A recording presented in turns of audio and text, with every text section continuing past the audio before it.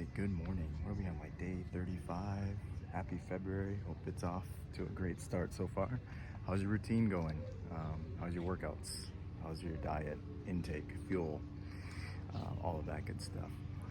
You know, we talk a lot of my videos about being in alignment over at Pester's Pointers, on Instagram, TikTok, obviously here, YouTube, different format we're doing this year as far as headed into 44 and 45, middle-age crisis type stuff.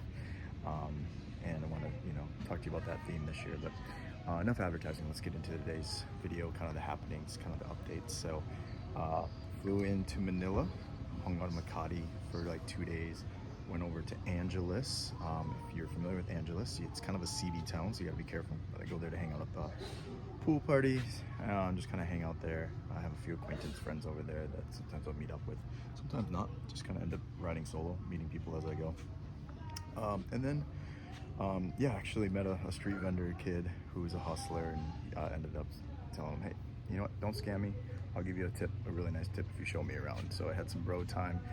It was pretty cool. Got to witness pretty heavily with a young man that was sitting there in the booth. You could tell he was down and out. He's hurting, been through a relationship, had tears in his eyes, able to give him a big hug, let him know I love him from a very secure place. And I think he was bisexual, and he had shared that with me, and it's like, that okay, you're still a person regardless of your sexual orientation. That doesn't define who you are. I was able to share with him how it's God's love for him, and about understanding, taking that hurt and that pain and getting whole and complete and healed first with God, and accepting yourself first, so that then you can love and live out of a secure place. And so that's something I was able to share with him.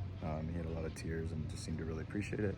And then he proceeded to warn me about being careful of the scammers, the people I was with, possibly scammers. And I already knew that. And I told him, I know.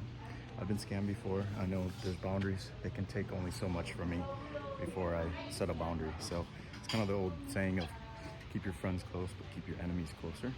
And so if you can't trust somebody, sometimes it's best to just see what their next move is and know your boundary and your limit of only having so much cash on you or something like that, right? Because they'll just take, ask. I'm gonna be distracted for a second because we got a cute puppy. Pupper. Puppies. Hey, excuse me. Hi. Anyways, as you know, I love dogs. So I'm in Siargao now. So all that to say is, I was able to do that. I was able to do a little witnessing while I was there. On these trips, like, I don't go on these for like a mission, but it's funny how God ends up using the Holy Spirit inside me to be able to speak out to others, which gives the trip more purpose, more meaning, even like giving away some money sometimes to be able to help people out within reason.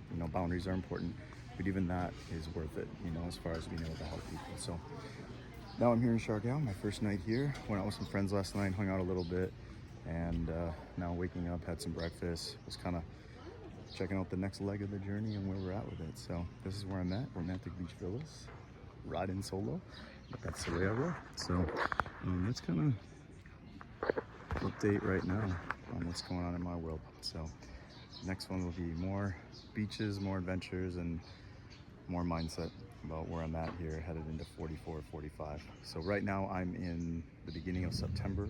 Shout out to my mom. The other day was her birthday. Happy birthday, belated birthday.